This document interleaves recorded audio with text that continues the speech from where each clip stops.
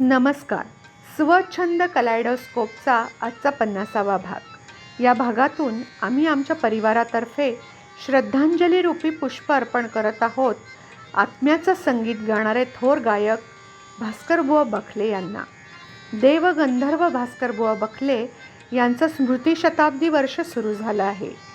ग्वाल्हेर, आग्रा आणि जयपूर या तीनही घराण्यांची तालीम घेणारे बुवा हे त्या काळातील एकमेव गायक होते. व्यासपीठावरील बुवांची डौलदार बैठक, टापटीप वेशभूषा, कपाळावर उभं गंध, चापून चोपून बांधलेला फेटा, उपर्ण, बोटात एखादी अंगठी, चेहऱ्यावर प्रसन्न भाव आणि डोळ्यातील आत्मविश्वास अशा खानदानी व्यक्तिमत्वासह त्यांचं मैफिलीतील दर्शन श्रोत्यांना भारावून टाके. नमस्कार रसिक हो. यंदाचं वर्ष हे देवगंधर्व गायनाचार्य भास्करबुवा बखले यांचं स्मृतिशताब्दी वर्ष. अवघ्या 52 वर्षाच्या आयुष्यात हा सिद्धपुरुष गवय्यांचा गवय्या होऊन गेला. लहानपणी आधी कीर्तनात, मग अण्णासाहेब किर्लोस्करांच्या संगीत नाटकात ते रमले. पण त्यानंतर अखंड विद्येची मधुकरी मागितली. ग्वाल्हेर, आग्रा, जयपूर या तिन्ही घराण्यांच्या ज्येष्ठ श्रेष्ठ उस्तादांची खडतर सेवा करून त्यांनी विद्या मिळवली. शास्त्रीय संगीत ते लावणी अशा सर्व सांगीतिक प्रकारांचा सखोल अभ्यास करून त्यांचा मैफलीत उपयोग केला. मिळालेला घराणेदार विद्येचा खजिना स्वयंवर, द्रौपदी, विद्यारण या संगीत नाटकातून उधळला. विद्वानांपासून सामान्यांपर्यंत सगळ्यांना आपलंसं केलं. नटसम्राट बालगंधर्व, संगीत कलानिधी मास्टर कृष्णराव, सर्वश्री बापूराव केतकर, ताराबाई शिरोडकर यांच्यासारखे अनेक शिष्योत्तम घडवले. 1911 साली पुणे भारत गायन समाजाची स्थापना करून शास्त्रीय संगीताच्या प्रचाराला सुरुवात केली. हिंदुस्थानी संगीताची पालखी पुण्यापासून अगदी चंबा लाहोरपर्यंत तेव्हाच्या खडतर प्रवासाच्या काळात दिमाखात मिरवली. अशा या देवगंधर्वांचं स्मृती शताब्दी वर्ष साजरं करताना त्यांच्या सांगीतिक आठवणी जागवताना अतिशय आनंद वाटतो. भास्करबुवा हे सिद्धपुरुष, त्यामुळे या 100व्या वर्षातही ते रसिकांच्या हृदयात विराजमान आहेत. त्यांना शतशः अभिवादन.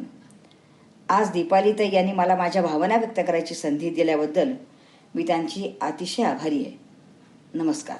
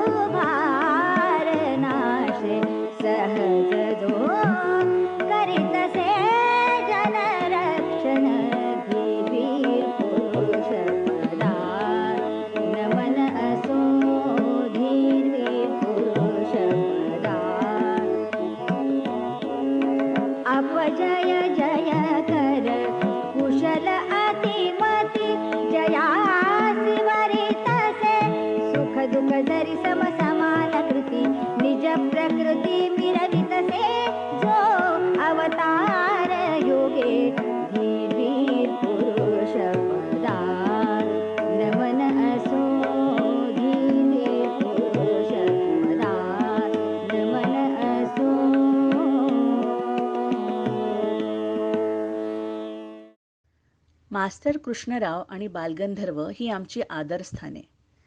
त्यांनी ठायी ठायी स्मरण करायचे ते भास्कर बुवांचे आणि समोरची मैफिल जिंकूनही मनात हळहळायचे बुवांच्या गाण्याचा पल्ला गाठता येत नाही म्हणून.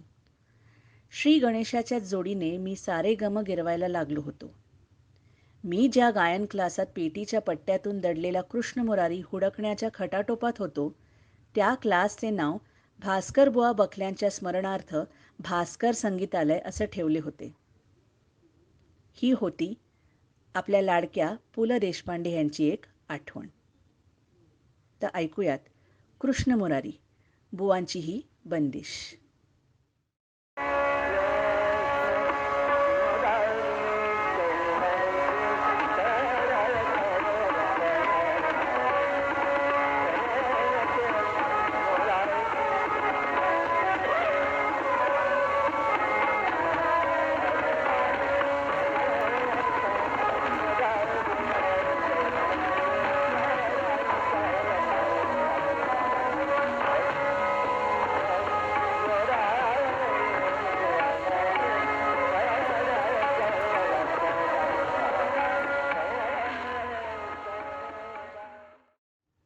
गवय्यानं 2 तंबोऱ्यांच्या मध्ये भास्कर बुवांसारखेच बसले पाहिजे. ते अशा डौलात बसत की त्या ठाणातच मैफिल शरण जायची. चिंतामणराव, गोविंदराव टेंबे, केशवराव भोळे, ना. सी. फडके या साऱ्यांनीच बुवांच्या गायनाइतकीच त्यांच्या एकूण व्यक्तिमत्वाचीही तारीफ केली आहे. ऐकूयात गोविंदराव टेंबे यांनी लिहिलेल्या माझा जीवन व्यासंग ह्या पुस्तकातील देवगंधर्व भास्कर बुवांच्या काही आठवणी. सादर करते वैभव जोगळेकर.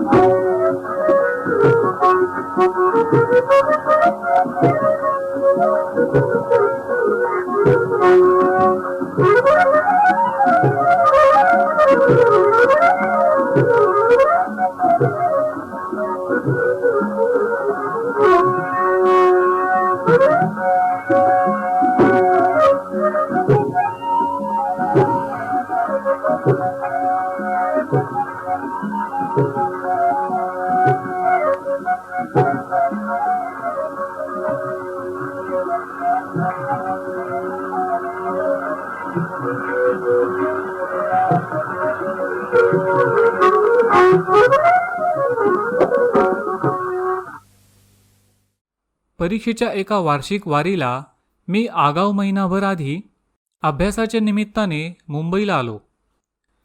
कांदेवाडीत एका स्नेहाच्या घरी उतरण्याचा इरादा होता. सदाशिव गल्लीच्या तोंडाशी गाडी आली असेल इतक्यात किर्लोस्कर मंडळीतले एक उत्साही तरुण बाबूराव गाडे यांनी पाहिले आणि अत्यंत आग्रहाने मंडळीतच ते थेट घेऊन गेले. त्यावेळी शेणव्याच्या कांदेवाडीत मंडळींचा मुक्काम होता. मंडळीतील मुलाबाळांनीसुद्धा कंपनीच्या हितचिंतकांना खुशाल पाहुणे म्हणून घेऊन यावे आणि त्यांची रीतसर बडदास्त ठेवावी असे सांगितले. तशातून कंपनीतील गाणाऱ्या वाजवणाऱ्या सर्वांशीच माझी कोल्हापुरात ओळख झाली होतीच. जेवण झाल्यावर चिंतोबा गुरव मला म्हणाले, काय गोविंदराव, मुक्काम आहे ना? उद्या रविवार आहे आणि सकाळी आमच्या बुवांचं गाणं आहे. येणार ना तुम्ही? आयती संधी आली आहे. मी विचारलं, कोणत्या बुवांचं? कोणत्या बुवांचं म्हणजे? आपल्या भास्कर बुवांचं. आम्हाला दुसरे कोणी बुवा माहिती नाहीत. भास्कर बुवांचं नाव मी अनेकांच्या तोंडी ऐकलं होतं आणि त्यांचं गाणं ऐकण्याची संधी लगेच आली ह्याचा मला आनंदही झाला. परंतु चिंतोबांच्या बोलण्यात मला एक प्रकारचा अवास्तव आवेश दिसून आला. इतरांच्या गायकीबद्दल तुच्छतेचा ध्वनीही त्यातून निघाला. शिवाय गाणं ऐकायला मिळालं नाही आणि नुसतीच एकतर्फी ऐकायला मिळाली म्हणजे त्याविषयी केव्हा केव्हा मनात एक प्रकारचा उलटाच ग्रह निर्माण होतो. माझीही थोडीशी अशीच मनस्थिती झाली आणि अशा दूषित पूर्वग्रहानं मी दुसऱ्या दिवशी गायन ऐकायला गेलो. जिना चढत असताना मला तानांचा गडगडाट ऐकू आला. केव्हा एकदा वर पोहोचतोय असं झालं होतं. 17 ऑक्टोबर 1869 साली बुवांचा जन्म कठोर या सुरतजवळील गावात झाला. बडोद्यातील कीर्तनकार पिंगळे बुवा यांच्याकडे त्यांचा गायनाचा श्रीगणेशा झाला. बंदे अली खां, फैज मोहम्मद खां, नथन खां अग्रेवाले यांच्याकडे बुवांचं शिक्षण झालं. बुवांनी ग्वाल्हेर, आग्रा, जयपूर या घराण्यांच्या गायकीवर प्रभुत्व मिळवलं. नाट्यगीत, ठुमरी, भजन, टप्पा, पंजाबी लोकसंगीत, लावणी, गझल, ध्रुपद, धमार आणि ख्याल गायन या सगळ्यांवरच बुवांची कमालीची हुकूमत होती. संगीत कलेवरील त्यांचं प्रभुत्व पाहून 1916 साली जालंधरच्या संगीत समारोहात त्यांना देवगंधर्व ही पदवी बहाल करण्यात आली. ऐकूयात आनंद गंधर्व श्री आनंद भाटे बुवांबद्दल काय व्यक्त करत आहेत ते. नमस्कार. 17 ऑक्टोबर 2020 म्हणजे देवगंधर्व भास्करबुवा बखले यांची 151वी जयंती. तर या निमित्ताने मी आज त्यांच्याबद्दल थोडंसं बोलणार आहे आणि त्यांचं एक गाणं सादर करणार आहे. त्यांनी चाल दिलेलं. तुम्हाला माहिती असेल, भास्करबुवा बखले हे बालगंधर्वांचे गुरु, बालगंधर्व आणि मास्टर कृष्णराव या दोघांचेही ते गुरु. आणि भास्करबुवांची ख्याती अशी होती की ते सर्व प्रकारचं गाणं तितक्याच उत्तम तयारीने गाऊ शकायचे आणि भारतभर सगळीकडे त्यांचा लौकिक होता. इनफॅक्ट देवगंधर्व ही पदवी त्यांना पंजाबामध्ये मिळालेली आहे. तर सर्वच मोठे गवई भास्करबुवांचं नाव अतिशय आदराने घेतात. आणि रंगभूमीच्या संदर्भातलं त्यांचं एक मोठं कार्य म्हणजे घराणेदार बंदिशींवरून त्यांनी नाट्यसंगीताला चाली दिल्या आणि त्यामुळे त्यांचं हे खूप त्यांना श्रेय दिलं जातं की शास्त्रीय संगीत जनमानसात रुजवण्याचं खूप मोठं काम हे भास्करबुवांनी केलं. आणि तीच त्यांची पॅशन होती की घराणेदार बंदिशी असतील किंवा उपशास्त्रीय प्रकार असतील किंवा किंबहुना जे जे काही चांगलं ऐकलं त्यांनी ते सर्वच्या सर्व त्यांनी नाट्यसंगीतात, संगीत नाटकामध्ये आणायचा प्रयत्न केला. आणि हा प्रयत्न इतका यशस्वी झाला की त्यामुळे असं मानलं जातं की जनसामान्यांना की ज्यांना शास्त्रीय संगीताची आवड नव्हती, त्याच्याबद्दल माहिती नव्हती, तर त्याच्यावर बेस्ड नाट्यसंगीत ऐकून ते सुद्धा शास्त्रीय संगीताकडे आकर्षित झाले. या बाबतीत गेल्या वर्षी मी गंधर्व गान नावाची जी सिरीज, वेब सिरीज केली की जी स्मृतिगंधवर अवेलेबल आहे. तर त्याच्याबद्दल डिटेल मी बोललेलो आहे. आणि त्यावेळी भास्करबुवांची नाचसून म्हणजे शैलाताई दातार यांनी त्यांच्या ओरिजिनल वह्यांमधून खूप चिजा मला दिलेल्या होत्या. आज एक दोन त्यातले दाखले मी पटकन देतो आणि त्याच्यानंतर एक गाणं सादर करतो.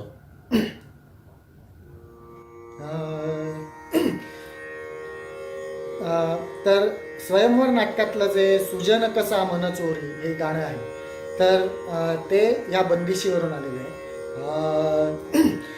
फूलवन सेज सवारू हारे बा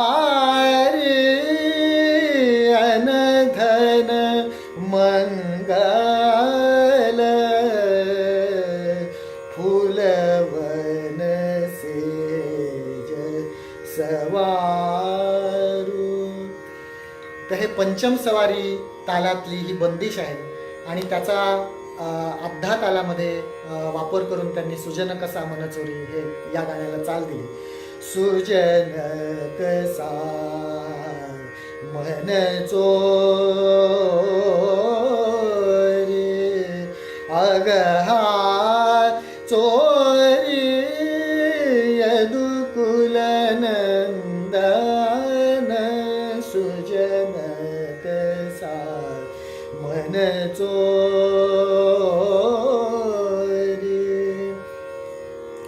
किंवा उपशास्त्रीय प्रकारामध्ये टप होरी नावाचा जो प्रकार असतो तो सिंधुरा रागातली टप होरी आहे. कौन तरसे तुम खेलत हो रे देखो लला मोरी आखन खटके कौन तरसे तुम खेलत. याच्यावरनं रूप बले नरशार्दूल साचा रूप बले नरशार्दूल साचा क्षणी विनाशित रिपुभाव मनीचा रूप बले नरशार्दूल. तर अशी खूप उदाहरणं देता येतील. आज मी जे गाणं सादर करणार आहे त्याची अजून एक त्याचं वैशिष्ट्य आहे की याची जी चाल आहे स्वयंवर नाटकातलंच हे गाणं आहे. एकला नयनाला विषय तो झाला. तर याची जी चाल आहे तर ती त्यांना पंजाबात मिळालेली आहे. मास्टर कृष्णराव आणि भास्करबुवा बखले जेव्हा पंजाबात गेले होते तर तिथे कोणीतरी रस्त्यावरनं ही चाल गात हे गाणं म्हणत जात होता आणि ती चाल मास्टर कृष्णरावांना इतकी आवडली की मुंबईला परत आल्यावर सुद्धा ते ही चाल गुणगुणत होते. तर भास्करबुवांचं मी मगाशी सांगितलं त्याप्रमाणे जे चांगलं दिसेल ते नाटकात आणायचं. त्या न्यायाने ते मास्टर कृष्णरावांना असं म्हणाले की ही चाल तुला इतकी आवडली असेल तर आपण एखाद्या नारायणाच्या म्हणजे बालगंधर्वांच्या एखाद्या गाण्याला याची चाल देऊया. तर असं करून ते एकला नयनाला ही चाल त्यांनी दिली. तर त्याचे जे मूळ पटकन तुम्हाला थोडी एक झलक गाऊन दाखवतो.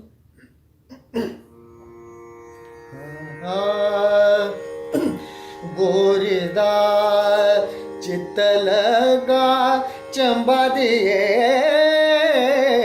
धारा गोरीदा चित्तलगा चंबा दिए धारा गोरीदा घर घर टिकलू घर घर बिंदलू घर घर टिकलू घर घर बिंदलू घर घर बंकिया नारा गोरदार घर घर बंकिया नारा गोरदार चित्त लगा चंबा दिए धारा गोरदार. अशी एक सुंदर ही रचना होती. एकला नयनाला विषय तो झाला एकला नयनाला विषय तो झाला एकला एकला एकला एकला एकला नयनाला विषय तो झाला एकला.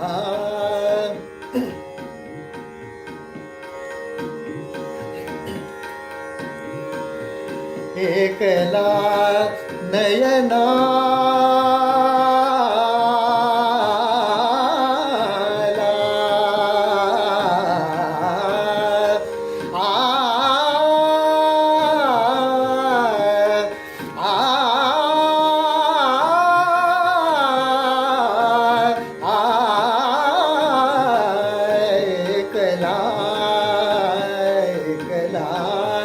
नयनाला विषय तो झाला एकला.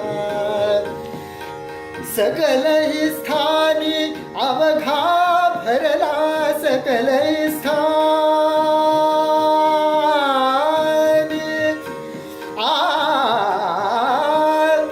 आ आ आ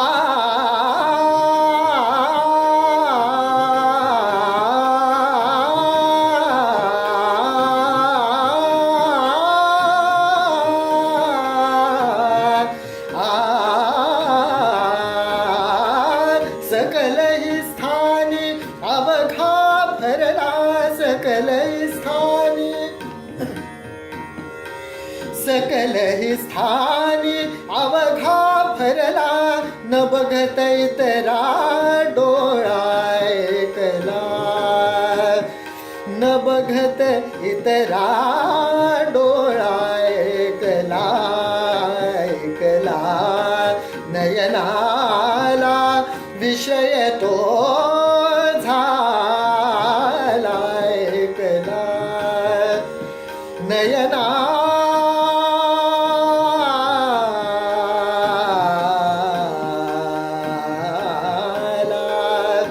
आ आ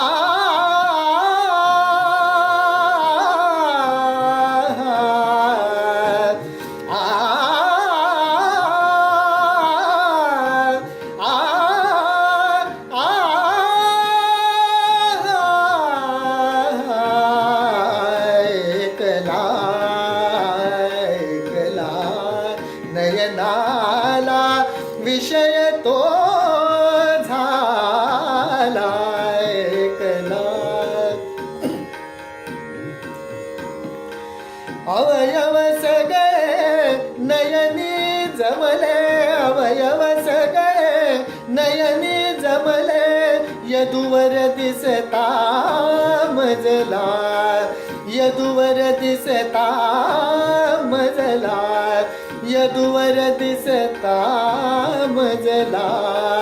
यदुवर दिसता मजला. यदुवर दिसता मजला. यदुवर दिसता मजला एकला एकला.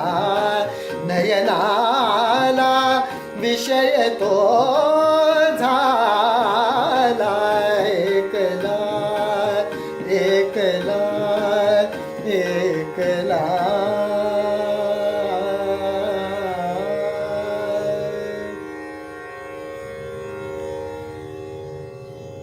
तर अशी विविध प्रकारची गाणी रंगभूमीला देणारे भास्करबुवा बखले यांना परत एकदा त्यांच्या जयंतीनिमित्त सादर प्रणाम करतो आणि इथेच थांबतो.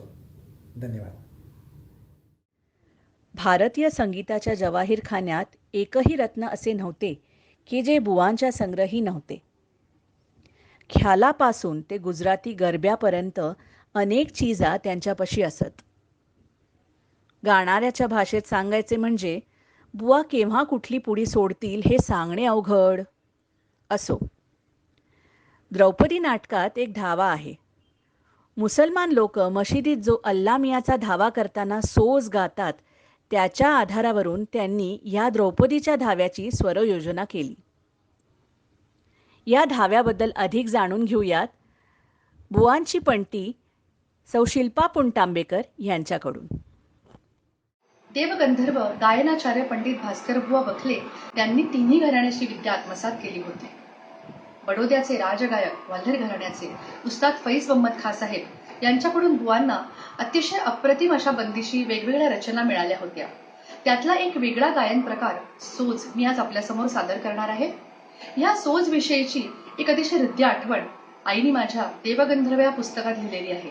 ती मी आधी आपल्यासमोर वाचून दाखवते आणि मग सोज गाते. फैज मोहम्मद खां साहेबांनी भास्कर बुवांना नथन खां साहेबांच्याकडे शिकायला जा असं सांगितलं. पण तसं ठरल्यावर दोघंही अस्वस्थ झाले. गेली 9 वर्ष दोघांचा रोजचा सहवास होता. अखेर बडोदा सोडण्याचा दिवस उजाडला. भास्कर बुवा सकाळीच खासाहेबांच्याकडे निघाले. आज रोजच्यासारखा उत्साह नव्हता. पाय जड झाले होते. जाताना गेल्या 9 वर्षातील खासाहेबांची रूपं त्यांच्या डोळ्यासमोर येत होती. विचारांच्या नादात भास्करबुवा खासाहेबांच्याकडे आले. दारातच थांबले. खासाहेब गादीवर तक्क्याला टेकून बसले होते. साठी ओलांडलेली कृष्ण मूर्ती बघून त्यांना भरून आलं. आज भास्कर बडोदा सोडणार हे खासाहेबांना माहिती होतं. तेही सकाळपासून बेचैन होते. ये बेटा. दारात का उभा? भास्करबुवा आत आले. त्यांच्या समोर नुसतेच बसून राहिले. त्यांचा निरागस चेहरा बघून खासाहेब गैवरले. उसना आवेश दाखवत म्हणाले, नुसता बसू नकोस, तानपुरा घे. बुवांनी तानपुरा जुळवला, पण त्यांना काही सुचेना. तानपुरा छेडत ते नुसतेच बसून राहिले आणि एकदम खासाहेबांनी भास्कर बुवांना पूर्वी शिकवलेला भैरवीतला सोज गायला सुरुवात केली. भैरवीतले करुण स्वर खासाहेब आळवीत होते. भास्कर बुवांना अश्रू आवरत नव्हते. खासाहेबांनी सोज संपवला. त्यांना भडभडून आलं. काही वेळ तसाच गेला. खासाहेब गदगदलेल्या स्वरात म्हणाले, भास्कर, माझं नाव काढणारा तू एकमेव शिष्य आहेस. बेटा, एक लक्षात ठेव, जगात पैसा फार वाईट चीज आहे. आपल्या गाण्याची किंमत पैशात करू नकोस. तसं केलंस तर विद्येची किंमत कमी होईल. लायक विद्यार्थी तयार कर. दुनियेला भरपूर गाणं ऐकव. खूप शिक, मोठा हो. सगळीकडे तुझं नाव होईल. इथं केव्हाही यावंसं वाटलं तर तुझं घर समजून ये. जा, माझा तुला आशीर्वाद आहे.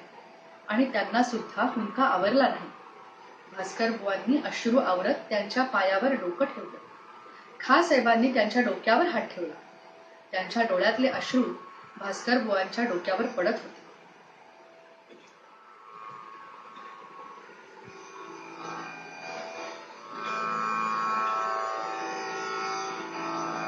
शब की जिंदा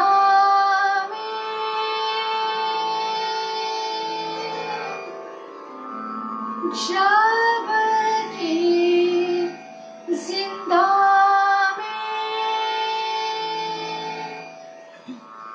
सकीना को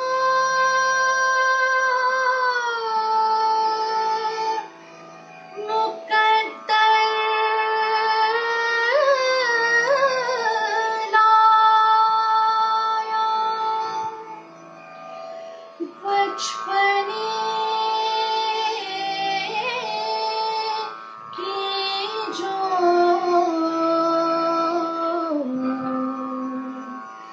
हसरती तो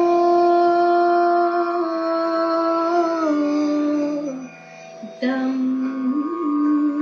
घबरा.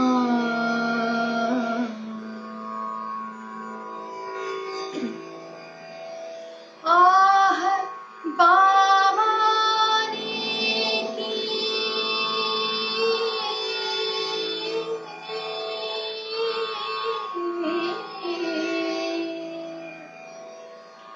आह बाबानी की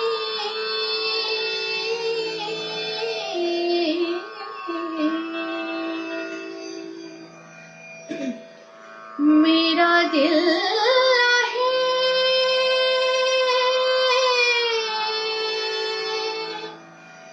लबों पर आया. रो रो चिल्लाएगी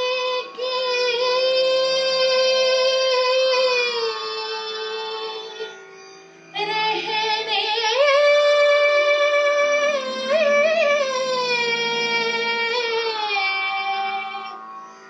अजब घर आया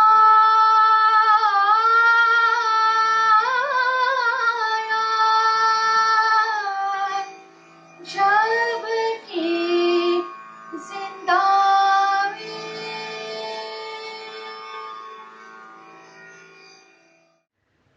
मैफिल हेच बुवांचे मंदिर होते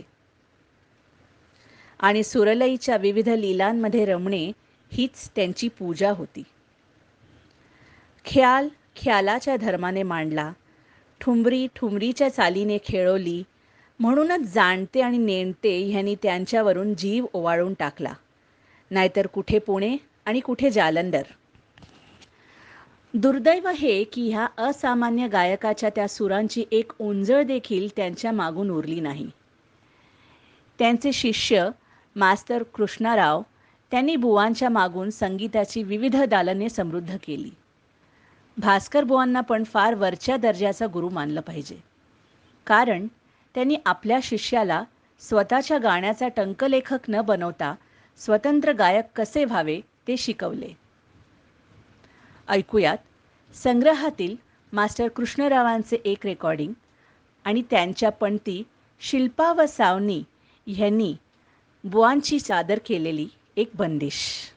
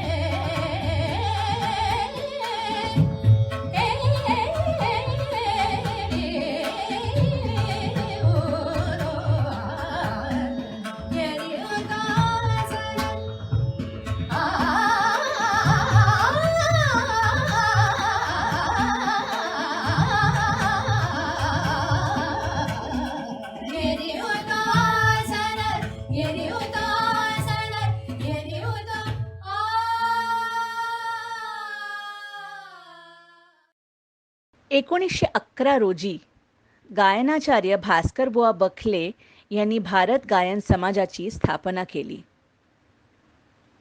मास्टर कृष्णरावांनी 22 वर्ष अध्यक्षपद सांभाळले आणि तत्पश्चात सुहास दातार व सुधीर दातार बुवांचे नातू यांनी सक्षम रीतीने संस्थेची धुरा सांभाळली आहे. आज भारत गायन समाजाला 110 वर्ष पूर्ण झाली आहेत. बुवांनी ग्वाल्हेर घराण्याच्या संगीताबद्दल लिहिलेले पण पूर्ण न झालेले पुस्तक बुवांच्या नातसुनेने अर्थात विख्यात गायिका शैला दातार यांनी पूर्ण करून मधुसंचय ह्या नावाने प्रकाशित केले. ऐकूयात दातार कुटुंबियांना. मारेरी लाला जय अपने मारेरी लाला जय अपने मारेरी लाला जय अपने शोभगरी शोभदे मोगल गाये शोभगरी शोभदे मोगल गाये मारेरी लाला जय अपने मारेरी लाला मारेरी लाला मारेरी लाला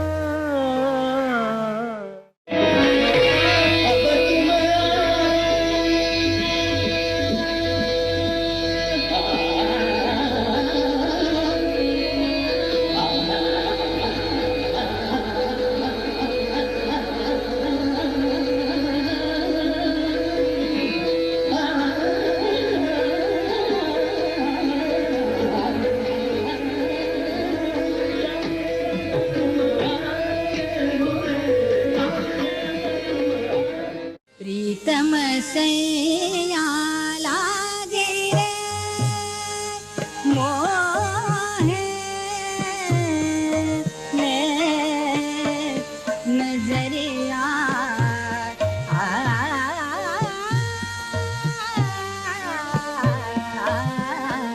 प्रीतम सैया लागे रे मोहे नजरिया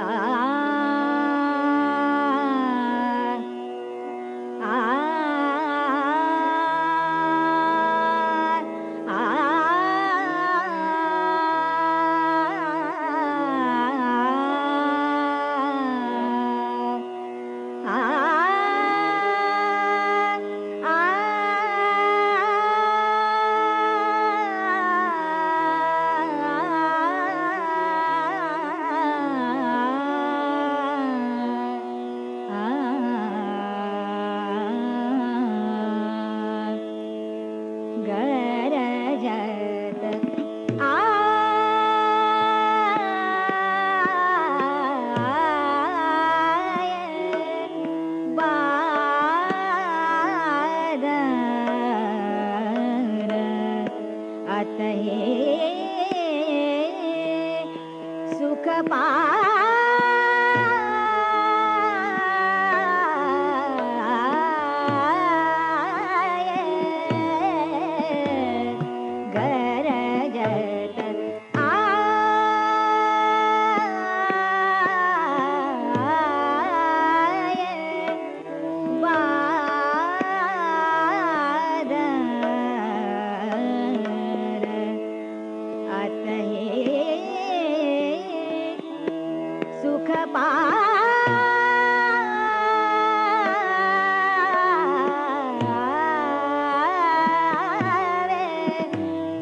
रे माझे पादार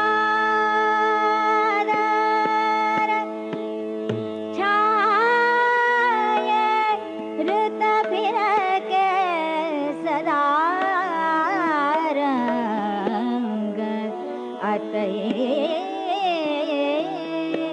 सुख पा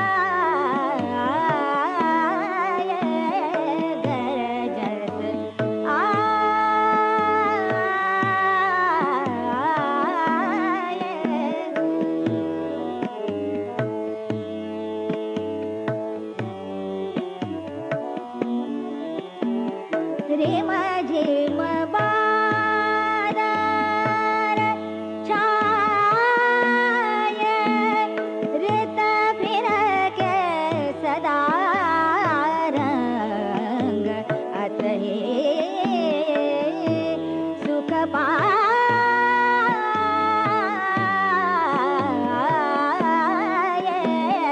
गरजत आये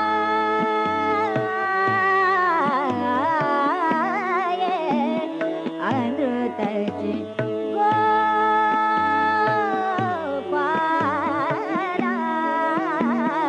अमृतच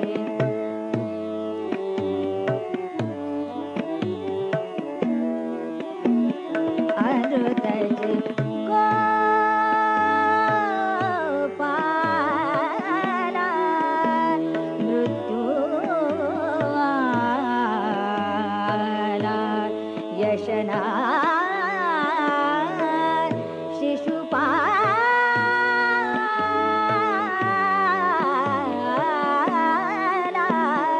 अमृतची गोपाला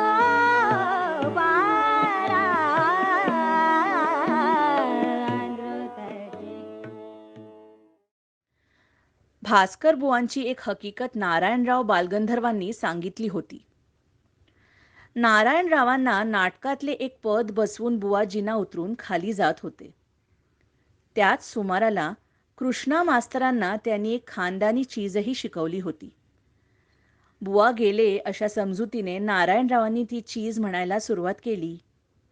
खाली उतरलेले बुवा जिना चढून परत वर आले आणि म्हणाले, अरे नारायण, ही चीज काही तुझ्यापासून लपवायची म्हणून तुला मी शिकवली नाही असं समजू नकोस.